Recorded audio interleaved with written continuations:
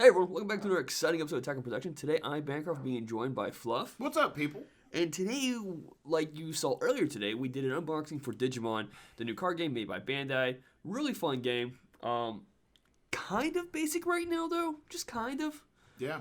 But it's new. Bandai made it. We do Dragon Ball, so why not shout some love to the Digimon game as well. Like we mentioned in the unboxing, both me and Fluff really enjoyed the anime. Yeah. So Probably one of my favorite animes as a teenager, I would say. It really great. And I will say, kind of moving forward, the first game I played of this, I hated. I hated this game the first time I played it. Now I think I've got a few games under my belt, and I'm starting to understand the game. So, the difference between this and Dragon Ball is that you play rock, paper, scissors. Now, you definitely could roll if you wanted to, but the rules say you play rock, paper, scissors to see who goes first. Yeah. And ideally, on turn one, you want to evolve your Digimon to draw a card. Unfortunately, I drew nothing to help me out because this game has no way of mulligan. In the rules, there's nothing about mulligans unless maybe you want to do it among friends. Sure, go ahead. But in the official rules, there is no mulligan to this, which really hurts starting hands. Digivolving is the primary way that you cycle through your deck. So every time you Digivolve, you draw a card. Playing a Digimon, like Bancroft had to pay 5 energy to play out that Cordramon. Yeah. You do not get a draw off that. Plus, he gave me 5 memory to play with. So think of memory as kind of like your resource for the turn. You can spend as many as you want, but as soon as you go under 0, it automatically becomes your opponent's turn. Yeah, which is a key to this game. And so I experimented with the Godzilla Chrono Clash when it first came out, which is pre-made decks. I think it had 4 pre-made decks and whatnot. And that's when I first came across Chrono Clash. I'm like, oh, so why don't you just not give your opponent any form of resource, let them play big, and that's the mindset. Yeah. Unfortunately, I had to play big. Yeah. And this really let me establish 2 Tamers, which is going to punish if he doesn't immediately spend energy to Digivolve his Cordramon. Yep. I will basically just gain free memory every turn.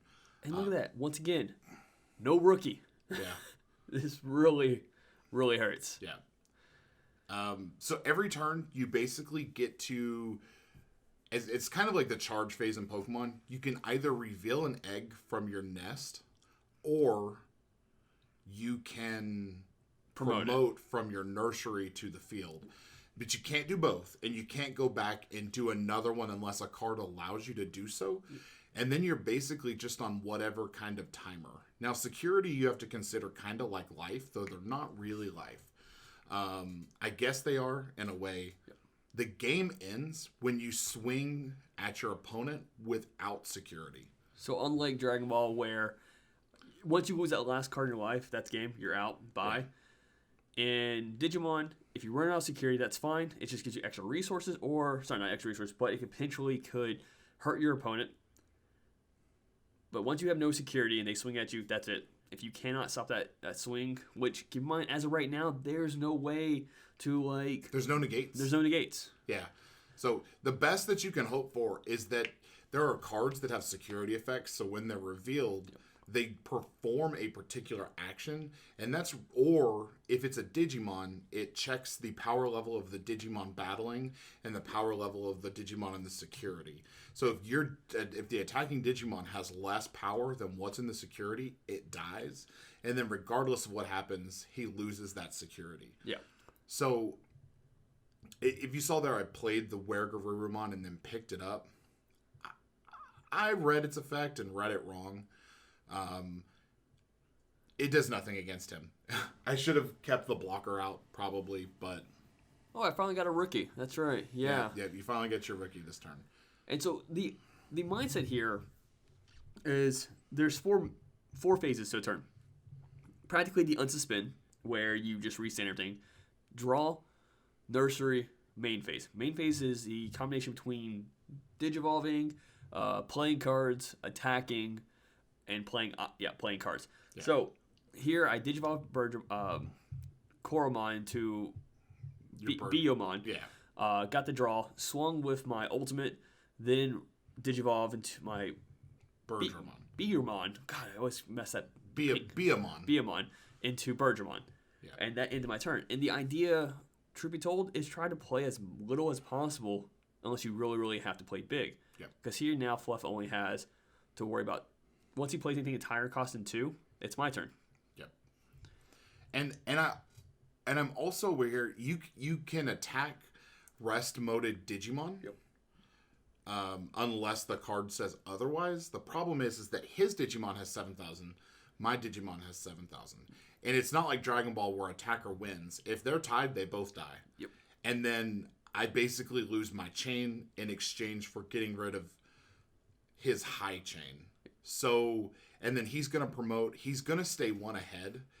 If I tap my Were Garurumon to swing into his lead, he just kills Were Garurumon and then still gets to do another security with his promoted next turn.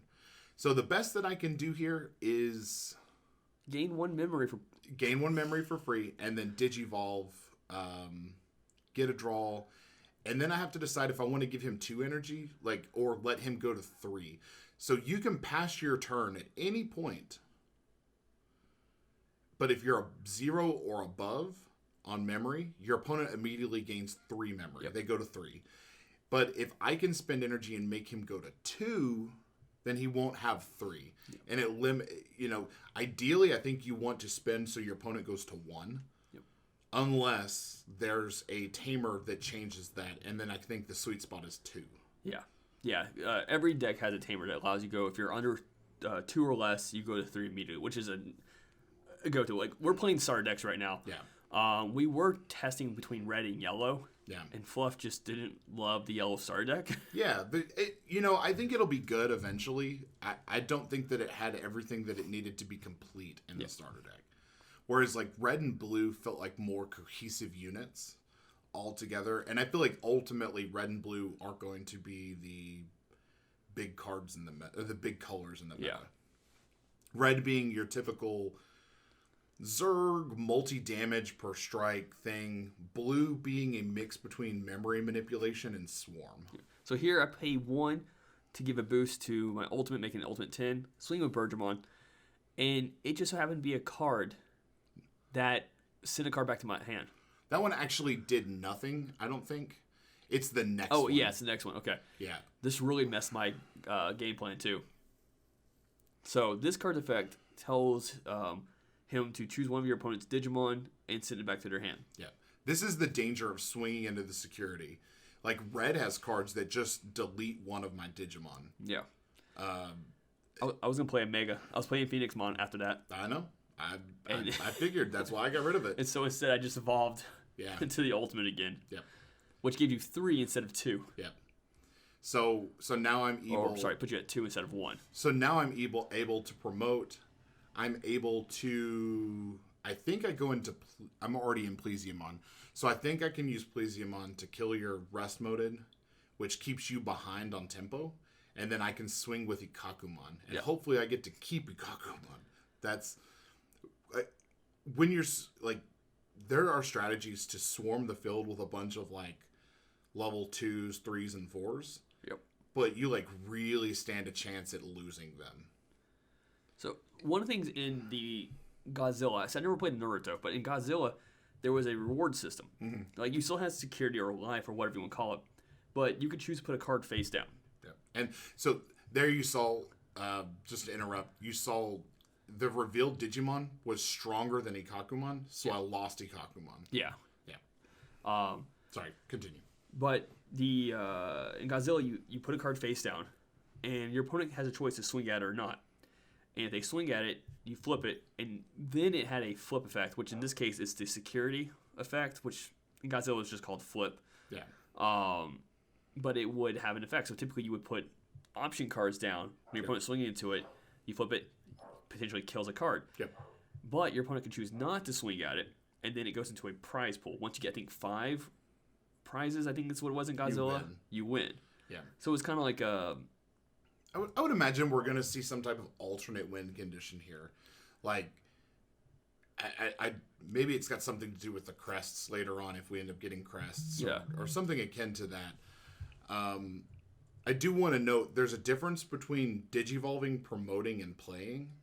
So Digivolving is playing on top of another card. Playing is just outright paying the energy. So I played that Gabumon instead of Digivolving it. So I didn't get the draw for that. Thankfully, I found just enough rookies as I needed them. Every time I needed a rookie, I was able to have one. Yeah. I have had games where I had no rookies, and those are miserable, grindy games, which is where Bancroft's at right now. Is. Yeah. Yeah. So at this point, it's just, me. Oh, it does nothing. Yeah. No, that gives all my Digimon a +1 security, which is great because I have a blocker on the field. Yeah. Or I will have a blocker on the field. Yeah. And at this point, I know I need to just take advantage and just do what I can. I can't remember. Do I swing with the Gabumon? I do. Yeah. You didn't play this turn, did you? No. I played the Gabumon at the end of last turn. Just make sure. Yeah. Oh, I was like, I thought for sure, because that Gabumon only has like 2,000 power. Like, I thought for sure it was done. But you got your trainer instead. Yeah. I was so hoping for a Gaia Force. So hoping for one. And I just wasn't getting it. So the trainers have odd effects, and you can play as many trainers as you want. Option cards are playable if you have a trainer or a Digimon of the same color in play, I believe. I believe that's the ruling on that. Well, if it was, that's a misplay on my part. I was playing option cards before I had a trainer on the field. Or Digimon, I believe. I'll have to look at that. We'll look into it. If you know the ruling on that, I thought I read it in the rules. I know you don't have to have a trainer on board to play, but there was some limiter there. So you couldn't just play like a random green and a red deck. Yeah, so here I'm in a tight situation. Gabumon's effect is when it swings, it removes a card underneath. Yeah. A Digimon.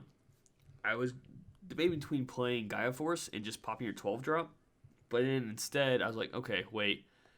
I have a card that costs less than Gaia Force that will kill your Gabumon. Mm-hmm.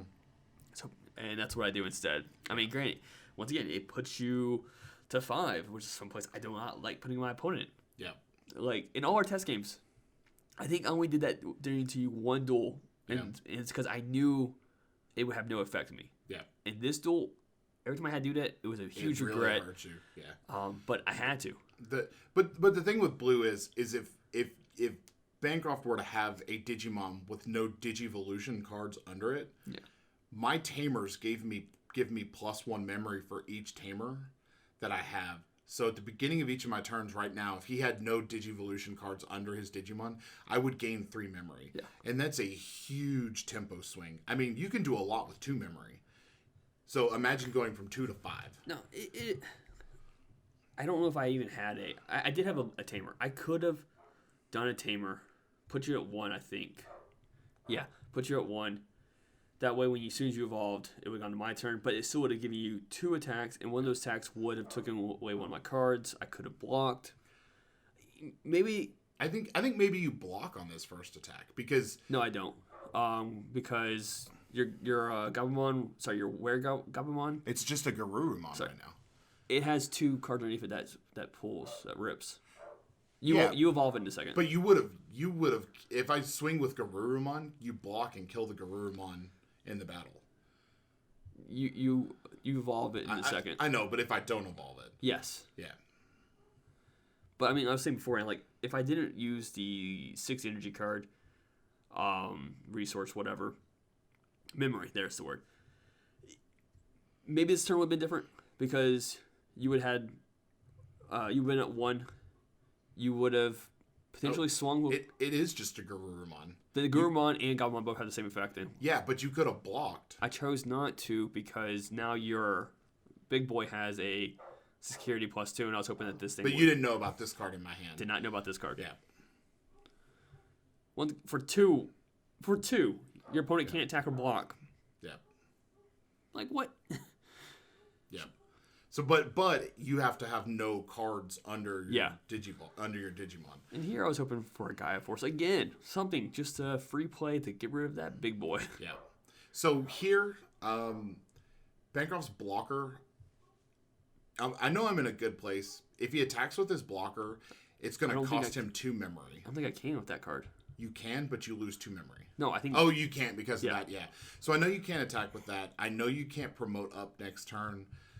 The best that he can do is play something to kill the Plesiomon. Which I do. Which he does. But, and like, oh no, like I'm in a bad spot. But he had to pay 8 to do that. So it put me at 7. He has no materials under Cordramon. My Tamers get me back up to the max 10. Yeah. And truth be told, at this point, it's game. Yeah. I couldn't do anything to stop you from Brain. Just to get rid of that card or stop you from attacking next turn. Yeah. Because, well, you could have swung. I would have done blocker, but my thing was that you may have had another one of those cards because you were able to just get a bunch of. I had another one. Yeah. I didn't want to take the risk of you playing that first. I had nothing cheap truly to play in my deck. I had nothing to evolve on top of either. Like I couldn't go into an ultimate. So here I played the blocker, which cost me 5. And then I'm torn here between digivolving up from the blocker and putting a metal Garurumon on field, which leaves me extremely susceptible to you getting another Gaia Force, blowing it up, and then I think I'm dead in the water. Or putting 2 cards on the field, which makes you pick the lesser of 2 evils if you're able to. Yeah. And unless you establish another Cordramon next turn, you can't block both of my attacks. Correct. So I decide to, I believe, go on ahead and just pay to play out a Zootamon, I think it is. I can't remember. Which I get no effects for on play. It's only when it digivolves. Only when it digivolves. But digivolving at this point does nothing for me. Yeah. Because you don't have any material under it. So I just put Bancroft back at 1. I played 2. There is summoning sickness in this game, so if you play a Digimon, it can't attack that turn. If you promote from Nursery, it can attack. Yeah. If you digivolve, it can attack. So here I said it's game mainly because of this right here. If I attacked, I would have lost a memory. You had block, showcasing blocker. Yeah. If I play in a card, it takes 2 memory. Yeah. And then I have no blocker. Yeah, it was a tough situation. Yeah. The game really needs mulligans, I feel like, to get a better starting hand. It really does. Because there are situations, now, theoretically, in your own handcrafted deck, you sway the number of cards in the deck to represent a typical curve up. So you play, 15 rookies. You play, 12 level 4s or 3s. You play, you just play more to less. And you play, 5 to 6 megas if your deck calls for it. Yeah. But I think, in these starter decks, there are only 4 megas. Yes. There's two of types. There's 2 of the quick type and 2 of the effects. There's the vanilla quick plays and then the 2 effect cards. But then I think in their level 5 slot, I think there's 9. And then it's 8 or 9. And then in the level 4 spot, it's 15. And then in the level 3 spot, it's 15. Yeah. So, that's Digimon. Yeah, Fluff got a really good hand. I didn't. But in our testals prior, Bancroft whipped my ass. It's the way that it goes when we test. Yeah. One of us is really successful. Whoever was successful in the testing will lose on camera every single time. Yeah. The game is really fun. I think the big thing that I don't like about it is it's uninteractable during your opponent's turn, except for when a security card gets flipped up. Yeah.